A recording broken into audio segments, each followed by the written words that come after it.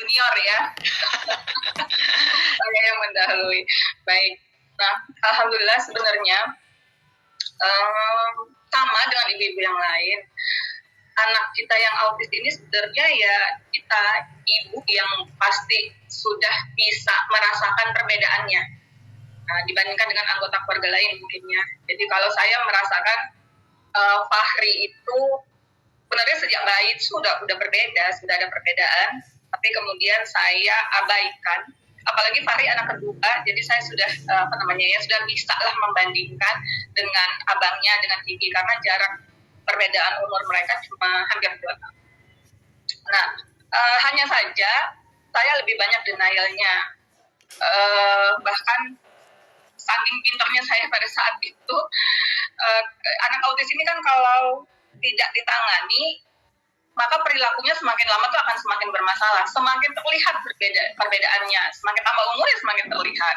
Jadi ketika dia mencapai 2 tahun, itu puncak-puncak bagi saya pada saat itu ya, udah khawatir ini anak mau disekolahkan di mana, karena kan biasanya pada usia 2 tahun tuh udah mulai masuk playgroup tuh Bu. Saya takut bisa nggak ya sekolah gitu. Nah kemudian saya bilang sama suami, udah aja kita bikin aja sekolahnya. Jadi itulah pinternya saya gitu, ya Allah. Jadi saya bikin playgroup, bikin TK itu tadinya tuh untuk Fahri, karena waktu itu saya berpikir begini, kalau sekolahnya punya saya, tentu nanti gurunya bisa saya atur, saya lebih perhatian sama Fahri. Nah saya lupa bahwa yang diajar itu tuh bukan cuma Fahri, masih ada 14 anak lain di kelas itu. Dan memang pada kenyataannya Fahri cuma ngumpet di bawah meja, muter-muter di ruangan, atau sering keluar kelas, sementara anak lainnya yang 14 lagi itu belajar. Nah itu terus mulai dari playgroup sampai ke TK itu tuh begitu. Dan masih denial. Jadi saya waktu itu berpikir bahwa tidak ada anggota keluarga dari saya yang bermasalah, dari suami juga tidak ada yang bermasalah, jadi ya mudah-mudahan Fahri bisa sembuh sendiri gitu. Tapi sebenarnya hati itu sudah makin gak enak ya, sekarang dia memang udah berbeda banget. Tambah lagi kadang kalau Fahri saya bawa ke tempat umum, itu orang udah ngeliatin dari ujung kaki sampai ujung kepala. Nah biasanya pada saat itu tuh saya balik ngeliatin orang yang ngeliatin itu, malah saya mau tanya, kenapa anak saya dilihatin, ada perbedaan apa? Jadi saya sifatnya lebih konfrontasi ya, saya konfrontasi si orang tua itu, karena saya sebenarnya nggak nyaman Bu, nggak nyaman. Padahal seharusnya nggak begitu sikapnya. Sampailah pada suatu saat Fahri sakit dan saya bawa ke dokter anak di Dumai waktu itu, dan kemudian waktu Fahri masuk ke ruangan itu, biasa kalau dokter anak itu kan ruangan prakteknya tuh enak gitu Bu ngeliatnya tuh, homey ya Bu, banget ya, homey, terus friendly banget buat anak-anak. Nah Fahri tuh begitu masuk ruangan pegang ini, pegang segala macam dipegang, muter-muter di ruangan itu. Terus dokternya langsung ngomong begini, kayaknya anak ibu autis ya, tapi saya nggak tahu ini autis yang mana. Saya langsung terdiam, kaget, langsung sebel banget sama dokter itu. Ini dokter ya, dia nggak tahu autis itu kayak gimana, kok bisa langsung bilang anak saya autis gitu. Nah kemudian saya nggak terima dengan kata-kata dokter itu. Waktu itu umur Fahri itu sekitar 3 tahun atau 4 tahun gitu. Saya nggak terima, tapi terngiang-ngiang terus gitu. Terngiang-ngiang terus, tapi ya masih abai, kan saya udah bikin sekolah, jadi Fahri bisa di tempat saya kan. Sampailah akhirnya SD, di SD itu Fahri masuk SD ya model sekolah-sekolahan, kemudian hilang beberapa kali, nggak masuk kelas tuh udah hampir setiap hari. Jadi kerjaan dia tuh nungguin yang jual es krim di kantin. Jadi setiap jam 10 dia tahu itu adalah masa-masanya di pedagang es krim datang ke kantinnya. Dan dia kalau dari jam 10 pasti keluar kelas dan guru nggak bisa apa-apa. Kemudian jalan waktu saya udah makin takut, tapi juga nggak mau bergerak gitu. Dan Nailnya juga masih gitu. Sampai kemudian pada saat dia ujian, waktu itu yang lain pada ngerjain ujian, dia cuma menggambar. Waktu itu lagi musim-musimnya Angry Bird, Bu. Yes. Kartun Angry Bird. Jadi dia viral. Iya, jadi dia nulis, dia menggambar Angry Bird berlembar-lembar kertas gitu. Kemudian ada pertanyaan, siapa Tuhanmu, siapa nama nabimu, apa agamamu? Di pertanyaannya begitu, karena saya dengar kan dari teras sekolah itu. Dan dari hasil ujian saya lihat ternyata dia nggak bisa jawab. Itu saya terpukul sekali. Rasanya seperti apa ya? Kayak habis digampar kanan kiri bolak-balik berkali-kali. Jadi anak saya nggak tahu agamanya apa, siapa Tuhannya, siapa nabinya, terus buat apa saya hidup? Saya pikir begitu. Buat apa saya itu buat apa saya hidup? Buat apa saya jadi ibunya? Muncul frustasi ya, Bu? Iya, kaget. Seperti itu saya tersadarkan gitu. Mulai cari pertolongan.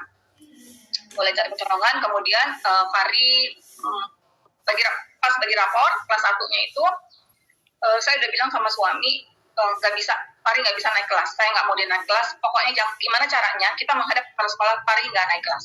Memang secara nilai kalau mau didongkrak dikit sih dia naik kelas gitu. Kalau matematika nggak ada masalah, tapi kalau yang lain-lain tuh kayak PPKN, yang bahasa Indonesia itu nggak bisa apa-apa dia. Saya yakin dia nggak bisa apa-apa. Jadi saya menghadap kepala sekolah, berlinangan air mata, saya minta supaya Fahri jangan dinaikkan. Kebalikan ya, kalau orang sekarang nangis-nangis minta dinaikkan anaknya ya. Iya. Dan kepala sekolah senang, kepala sekolah bilang, iya kalau permintaan ibu begitu nggak apa-apa, Fahri nggak usah naik kelas. Padahal kalau didongkrak aja nilainya naik. Cuma saya yakin di kelas 2 dia pasti babak belur. Dan saya kan juga nggak tahu apa yang mesti saya lakukan untuk Fahri. Jadi dia tetap di kelas 1, kemudian saya mulailah cari pertolongan, sibuk kesana kemari, browsing internet. Nah, sudah mulai ada internet nih Bu Cici ya. Iya. Sudah mulai ya. Tadi kan kalau Bu Lulu, Bu Des, Bu Endang, belum ada ya. Iya, mulai generasi browsing. Alhamdulillahnya itu, Bu. Nah, waktu itu saya juga bekerja, Bu. Saya bekerja. Jadi mungkin 90% waktu saya di kantor tuh browsing itu loh, Bu. Tiap hari itu saya browsing, saya cari seminar, saya cari segala macam saya cari. Kan?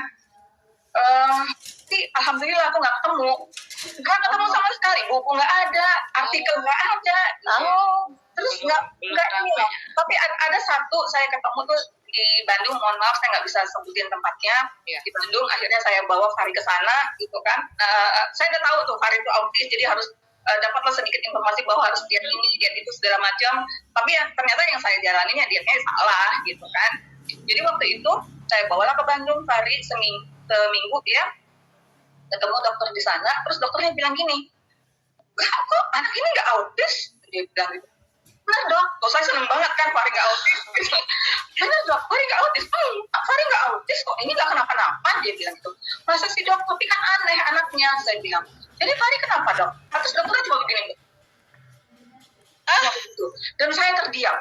Dok, gak autis tapi dia juga nggak tahu ini kenapa. Tapi kan saya seneng ya, bukan autis. Lihat dong. Seolah mendapat pembenaran ya Bu. Iya, ada harapan Bu. Ada harapan, betul. Terus pulang dari tempat center itu, kebetulan saya dulu kuliahnya di Bandung, jadi saya paham lah dengan situasi di Bandung. Jadi Fahri, yuk, berarti Fahri nggak perlu diet, yuk kita makan es krim, saya bilang. Jadi saya ajak ke BIP, kami merayakan di situ, dan Fahri makan es krim sebanyak yang dia mau. Kemudian pulang dari Bandung, hanya dalam waktu 1 minggu, tadinya kan dia udah agak bagus tuh Bu, agak mendingan lah ya, begitu 1 minggu itu berangsur-angsur balik lagi ke kondisi dia awal. Parah lagi begitu. Waduh, saya bilang, berarti ini memang harus diet. Gak bisa diet, gitu kan. Kemudian balik lagi dengan diet yang salah itu ya Bu ya. Dengan diet ala saya itu pasti. Jadi ya begitulah, saya balik lagi. Kemudian masih terus proses cari, nggak ketemu juga, dan saya berpikir ya Allah, kenapa sih saya dihukum sampai sebegininya? Kan saya udah minta ampun, kan saya udah mau tanggung jawab gitu kan, saya kan udah terima kalau Fahri ini bermasalah, kok saya dihukum segininya, kok ini udah setahun lebih saya nggak ketemu solusinya, nggak ketemu jalan keluar. Terus tetap aja browsing apa segala macam, akhirnya saya ketemu satu brosur tentang pelatihan terapis untuk autis. penanganan anak autis. Dan itu waktu itu tahun 2015 dan saya ketemunya pelatihan itu tahun 2014 gitu Bu. Jadi udah lewat. Iya. Kemudian saya nge-link, saya kontak menteri apa segala macam, sampailah waktu itu saya ketemu FD-nya Dr. Rudi. Jadi itu berantai. Tapi pada satu hari itu saya langsung ketemu dengan Dr. Rudi, saya chatting Dr. Rudi di message Facebook ya waktu itu. Kemudian udah sama Dr. Rudi saya disarankan untuk langsung ikut acara Hari Autis 2015 di Surabaya. Saya langsung daftar, langsung apa segala macam gitu. Waktu itu saya berangkat sendiri. Dan kemudian saya tanya sama Dr. Rudi, Dok, saya mau Fahri juga diperiksa gitu, juga dites ini gimana. Dan akhirnya saya berkesempatan, Fahri kemudian sama ayahnya nyusul Bu, kemudian di diagnosa. Waktu itu saya ingat yang diagnosa adalah Dr. Astri Pradini, salah satu dokter PI-nya Dr. Rudi, dan memang autis. Dan saya di situ nangis, jadi jadinya saya nangis. Rasanya udah nggak ada apa lagi ya, Nggak ada harapan. Udah nggak bisa ngeles gitu Bu. Saya udah nggak bisa ngeles, udah vonis sudah dijatuhkan, ya sudah lah, mau terima atau enggak, tinggal begitu aja pilihannya. Jadi saya bilang sedalam hati, ya udah, ini tangisan saya yang terakhir, nggak ada lagi nangis-nangis, untuk berikutnya saya harus berjuang apapun yang terjadi, saya mau Fahri sembuh. Karena saya udah lihat role modelnya di depan kan, waktu seminar itu, saya udah lihat Randy, Hilmi, dan lain-lain. Jadi sejak itu ya, itu April 2015, kemudian karena slot di Kitabah juga waiting listnya sangat lama nunggunya, akhirnya saya baru bisa berangkat ke Jakarta waktu itu bulan Agustus 2015. Memang saya bilang nggak mudah, tapi bisa. Nah ya karena ditolong Allah itu tadi. Kalau saya balik lagi dengar cerita buku Des dulu ya, kalaulah saya dalam posisi mereka mungkin saya nggak sanggup. Jadi Allah tuh memang udah ngasih takaran tuh sesuai dengan kemampuan masing-masing gitu. Nggak ada yang tertukar. Saya nggak mungkin dapat takarannya Bu Des, Bu Des nggak mungkin dapat takarannya Bu. Gitu. Jadi dan kita udah pasti bisa melewati itu semua. Memang saya melihat juga bahwa pada saat itu ketika Fahri didiagnosa itu saya langsung ambil keputusan bahwa saya akan bertanggung jawab. Nggak tahu kenapa saya memang merasakan rasa bersalah ya Bu, karena saya akan yang denial, saya akan yang kalau orang ngelihat anak saya dari atas ke bawah kan saya langsung konfrontasi. Tapi itu ini mungkin Bu Carita refleks seorang ibu gitu kan, melindungi, protek anaknya kan. Satu sisi Bu Carita udah merasa ada yang beda sama Fahri gitu kan, tapi begitu ada orang lain yang itu kan nggak terima.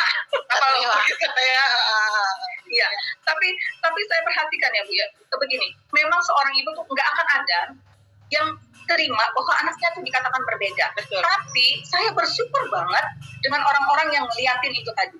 Itu pertama. Kemudian saya juga bersyukur dengan dokter yang mengatakan anak ibu autis ya gitu. Nah itu saya bersyukur. Kenapa? Karena kata-kata dia itulah yang terkuyang. Jadi alarm ya Bu. Alarmnya nyala jadinya kan. Benar Bu. Jadi dalam denial saya itu akhirnya kan saya dikonfrontasi lagi. Akhirnya saya mau mencari tahu. Nah, kalaulah misalnya si dokter itu nggak tega untuk ngomongin bahwa anak saya autis atau orang lain tuh nggak ada yang tatapannya gimana, mungkin saya masih nggak bergerak juga. Iya. Dan Fahri semakin terlambat. Jadi ya buat ibu-ibu yang lain, kalau misalnya ngelihat ada anak yang sepertinya tanda-tandanya autis, disampaikan Bu. Kita tolong, urusan dia terima atau nggak terima itu urusan belakangan lah. Pokoknya disampaikan saja, tentunya dengan cara yang baik. Dengan cara yang baik. Ya, minimal kita kasih alam. Jadi, Makasih Bu Carita sharingnya.